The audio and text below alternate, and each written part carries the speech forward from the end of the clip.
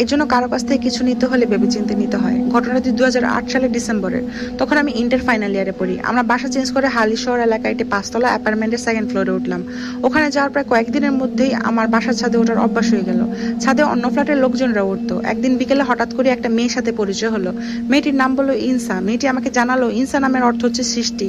মেয়েটি দেখতে মায়াবী চেহারার আর মাঝারি গড়নের, আর ওর ফ্যামিলি নাকি 3 বছর ধরে এই ফ্ল্যাটের 5 তলায় ভাড়া থাকে।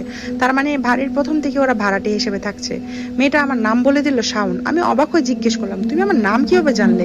আমরা তো এখানে নতুন এসেছি। সে আমাকে বলল আমাকে সে প্রথম দিনই দেখেছে, আর আমার 6 বছরের ছোট ভাইটার কাছ থেকে আমার নাম জেনেছে। কথা হলো। এবার প্রতিদিন ছাদের একটা জায়গায় আমরা কথা বলতাম। একদিন মেয়েটি আমার কাছ থেকে আমার ফোন নাম্বার নিল এবং আমাকে একটি গিফট দিল। গিফটটা অসম্ভব সুন্দর ছিল। সেটা ছিল মাটির কারুকাজ করা, দেখতে অনেকটা কলার মোচার মতো।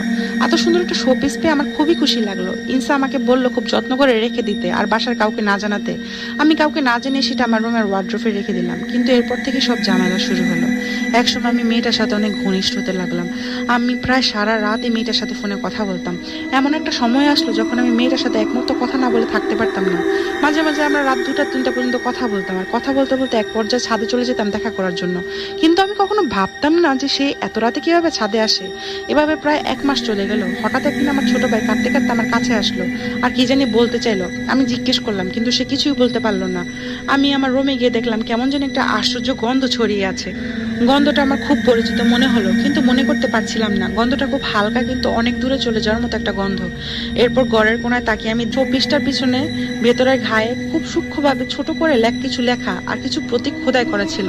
আমি মাকে গিফটের কথা, প্রতীকগুলোর কথা খুলে বললাম, আর কে দিয়েছে সেটাও বললাম।